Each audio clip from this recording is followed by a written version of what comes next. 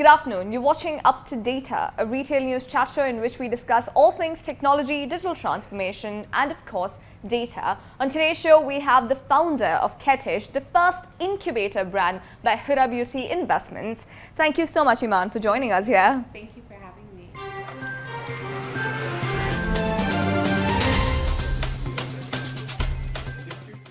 Emaan, so excited to have you here. Ketish, I know it's a fairly new brand, but there's so much hype around it. Everyone's talking about it. So tell me more about your journey, about the brand.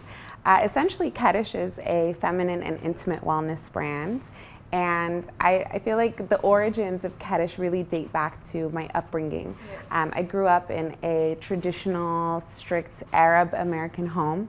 My family were immigrants from Egypt, and I often felt trapped in between these two worlds of, trying to be a normal American girl and abiding by my family's cultural norms. The topics of feminine health, body, sexuality, it was never really a topic of conversation in my household. It was quite taboo. And I experienced some challenges in my own feminine health journey pretty early on. At the age of 21, I was diagnosed with cervical cancer, which was caused by HPV, and it was a journey that I decided to take on my own. A lot of it is because of, my cultural upbringing. I didn't necessarily feel like I could turn to my family for support. A lot of that was out of my own fears. Just walking that journey, it really made me hyper aware of my body and the products that I was using, and also just the intimate and feminine care space at the time. There were a lot of products that I doubted their credibility. A lot of the products were only available in the drugstore. I wanted more. I wanted more from a brand and from the feminine care space. I decided to develop this brand Ketish, where our focus is creating luxurious, effective, safe, and credible products for women. But I think something that I really wish that I had growing up was a community that women could turn to. I wish I had the education. And so that's something that we're really passionate about at Ketish, is creating a safe space for women to come and to learn about all things feminine health, intimacy, relationships, everything under the sun, and creating a space that women could learn about these topics in a safe and way that is comfortable for them. Yeah, wow, quite a journey there, right? And you said that the entire concept birthed from the dearth of it at the time when you were going through that. Do you also see that lack of community, that lack of safe space, and lack of products in this particular vertical today? Yeah, I think in different markets, it's starting to bubble to the surface. I mean, I grew up in the States, and I'm from there, and I definitely think that this category in this market is starting to bubble to the surface. I think the topic of conversations around feminine health and intimacy are a little less taboo. Where here, especially in the Middle East, a lot of the conversations that are had are behind closed doors. When it comes to the products themselves, a lot of the products are still only existing in the pharmacy. And we want to take that experience of shopping for feminine care, intimate hygiene, intimate wellness products out of the pharmacy and give women a more elevated experience when it comes to those types of products. Right, amazing. So obviously when a startup enters a market, enters a space, they're trying to fill a gap, or they're trying to address customers' needs that weren't addressed before. So if you had to pick out what that is, that gap that you're trying to fill, or a need that you're trying to address, what would that be?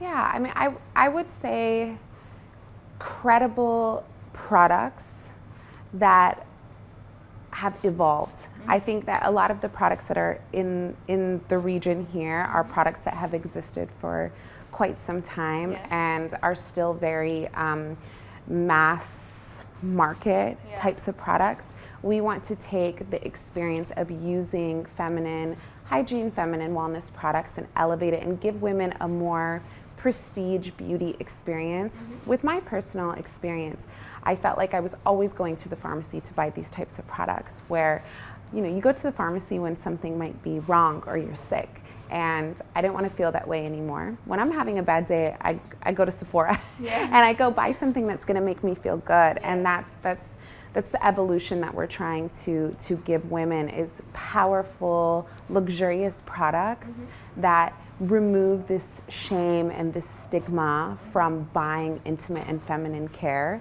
products that she could proudly display on her vanity and be excited to use and incorporate in her daily wellness routine. Right, amazing. So let's talk about the products then, right? Clearly you don't want us to keep those products in like a black polythene bag that no one wants to see, but you want us to be proud of it. So what are these products that you have right now or are in the pipeline? Right, so the products that we have, or that we're going to continue to introduce, are going to expand across the entire category of feminine care. So think of targeted body care, specifically for the use on the intimate areas, but also all over body. We will also focus on pleasure products as well. As we go deeper into introducing the brand, we'll definitely start going more into the intimate space. But we decided to start and launch with one product in particular, the first being the Quickie, which is our pre-play intimate sheet. It's an intimate wipe. And the reason why we started with a wipe is because we wanted to start with something that was a little less intimidating, something that all women could use, and something that a lot of women still feel this embarrassment and this shame. You mentioned that a lot of women, they hide their intimate products in their bag, or their hygiene products. When women are on their period, they whisper to their friends, like, do you have a tampon? And we wanted to create a product that remove that shame and remove that stigma, something that was beautiful for women to carry around and flash it out of her purse, but also something that is safe, effective, and going to serve its purpose as an intimate wipe. Right, I'm glad you used the word purpose. So clearly there is a purpose, there is a vision for this brand, and that is what a lot of customers are demanding. It's not just value, it's value and purpose that they want today. But for a startup like you with a strong vision, which is again different in this niche and in a retail market that is already going through so much, how difficult was it for you to bring your idea to life, and how important was it to have someone like Huda Beauty or Huda Beauty Investments for this journey? Wow, that's a tough one. When I originally pitched the idea, obviously I have a deep and sincere passion for feminine and intimate care, largely in part due to my experiences growing up, not just culturally, but also the health challenges that I faced. And when I pitched the idea, what I told Huda was that I want to create the brand that I wish I had throughout my journey, and that there are so many women that do not have the opportunity to have access to intimate care products, whether it's through period poverty or culturally, they don't feel comfortable, engaging in this space of intimate care, feminine care. And I think that hearing that made her excited. I think hearing that there's so many women that still struggle with, having the education around their bodies and feeling comfort in exploring their bodies and getting to know their bodies more, largely in part due to the culture and the taboo that exists around feminine intimate care. And I think Huda hearing that made her excited for the opportunity to make an impact. And Huda Beauty Investments, that's what they're all about. They're all about investing in brands that, that have mission, they're mission-based, they can make an impact, they can make a difference. And so it's been really incredible to work alongside both Huda, Mona, and the rest of the family. They've created such an empire themselves, so learning from them and seeing the way that they handle their teams and their businesses, and the way that they lead as such strong and powerful women. It's such an example, especially for someone like me. So speaking of the Kettish world, is there going to be a Kettish store anytime soon? Are you planning on also opening your own stores? I mean, never say never. I'm not sure, but I wouldn't count it out. I think right now what we're really focusing on is creating this D2C experience, this direct to community experience where we really get to speak to the client, we really get to serve them in an authentic way. that could potentially happen down the line. We're also focusing on entering other retail partners. So our first distributor is Sephora Europe, which has been amazing. They're one of the first Sephora's to enter the category of feminine intimate wellness. So it's definitely an indication that the space is changing and that the retail landscape is changing and that they're starting to open up the doors to more brands like this, which is exciting, and we'll see. Maybe. Right. I mean, so in terms of product, where exactly is your production, distribution, and all of that taking place? So most of our products are produced in the States. Something that we pride ourselves on is creating products that are safe and effective and credible, but also as natural as possible. Products for use on the intimate areas, you know, it's something that is very sensitive, and we want to make sure that we're working with the best of the best, and that we're also innovating in a way that is still safe. And a lot of the suppliers that focus on active natural ingredients, so ingredients that are going to do the work but still be as safe and as natural as possible, a lot of those suppliers are in the States. So most of our products are made there, but we're constantly changing and evolving and looking for these suppliers that kind of serve that purpose and create the same way that we do. We've seen that although cosmetics, color cosmetics, etc., that market has been hit a bit during COVID or even after, you see skincare, wellness, and products of that range doing really well, and that sort of points to how customer sentiments are changing towards, you know, the beauty definitions of today, and I think that is a great thing for a brand like Ketish as well, right? People are being more aware. People want to take care of themselves more than just look good. You know what I mean? So in that context, are you happy that this is probably the right time to launch a product like this? Yeah, I mean, we've definitely seen the space evolve. Like you said, people are more invested in their wellness routine. It used to be their beauty routine, their skincare routine. Now they're really, they're willing to invest their dollars in their overall wellness routine and making their body feel good, and yeah, it's a great time. I also think that, you know, the mentality has changed when it comes to feminine and intimate care. People are starting to be a bit more curious, a bit more open to products like these, and so we're super happy to see that shift. For us, it's important. I think a brand like us, we really want to emphasize education with products. So all of the products that we plan to launch are an opportunity for women to become more acquainted with their bodies, whether it be learning more about their cycles, learning more about, you know, the evolution of their hormones and how, you know, approaching menopause, how that can affect their bodies, but then also exploring intimacy and pleasure as well. That'll be something that we focus on down the line. Amazing. So the second arm of it, which is of course community, which you've just spoken about, you know, you are trying to create a community and start conversations and educational and informative conversations around this. Obviously data would play a huge role in both product and community, where you're trying to get data from that community you're trying to cater to and use it in your business. So in the last 2 months, where have you used this data that you've generated, and how have you been garnering this data? The community's mouth has been just so incredible. We receive hundreds and hundreds of messages and DMs and emails with, you know, what women are struggling with, what they want to hear more about, how we can provide products that can help them with these issues or concerns that they have. So that's been incredible. With regards to the actual numbers, we've really been trying to understand the behaviors of our clients. So when they land on the website, where are they going?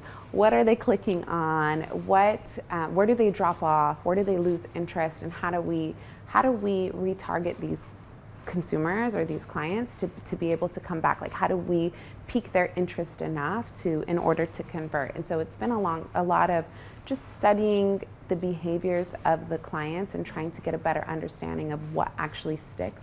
For us, it's important to communicate with our clients directly. So a lot of clients, we actually email them directly, or if someone has placed an order, we contact them and we say, how did you like your products and what can we do better? I think we're still quite small to where we could have that, you know, unique opportunity to have those one-on-one conversations. So it's not just about the data with us, it's more so like interacting real time with our clients, with our community to understand what can we do better to serve them. Right, okay, so what have you noticed from everything that you've seen, right? What are your customers wanting? Where do they drop off? What are they asking for more? Yeah, I would say, I mean, I think I mentioned this before, we are asking consumers to shop this category very differently.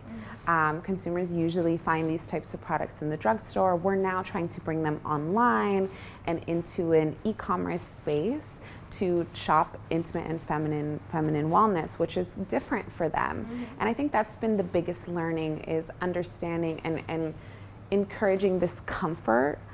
Also making the process really easy for them. So understanding what are those blocks, whether it's shipping, timing for shipping, cost of the good, or the pricing of the good.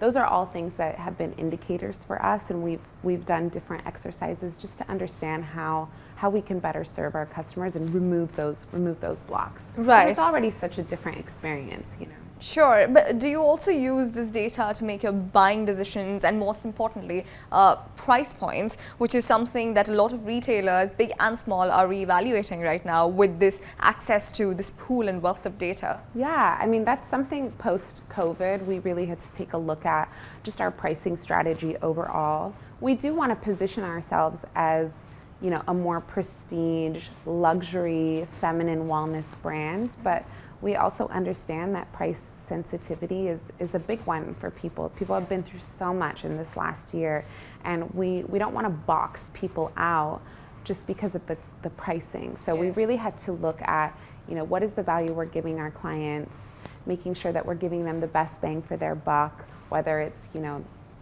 making sure that the product will last a long time, or cost or price per use, and just re-looking at how we were pricing ourselves and making sure that we weren't excluding, you know, clients and customers that really want to try our products. Right. Okay. And the last element is content, of course, right?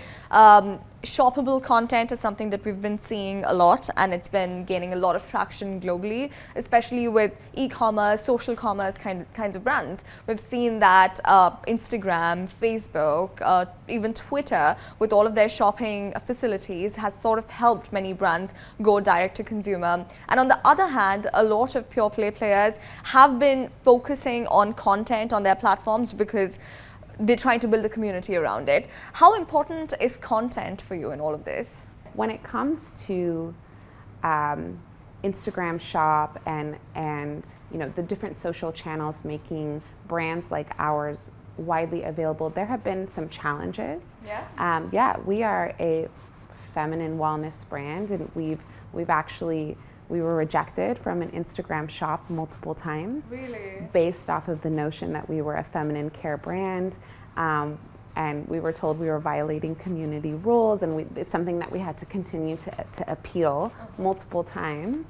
And it was a challenge, and it's quite unfortunate that, you know, brands like ours, or brands like Muddy Body, who sells period underwear, are challenged with being a part of this space and a part of this community because of the nature of their products, are seen as, or are deemed as inappropriate, when really it's about education and empowering women and providing them with amazing products that, you know, that they want and that they need. And so that's definitely been a challenge, and something that we're still working against. Oh wow, I would not have expected that for a product like yours. Again, we just spoke about how you are using data, and then we need to talk about how the platforms are using data, you know, and that's a whole other ball game in the way they're trying to shape the way customers think, buy, purchase, and behave, and that's a whole other ball game that we're talking about. So in that context, are you also looking at other platforms, because again, you want to talk to your customers?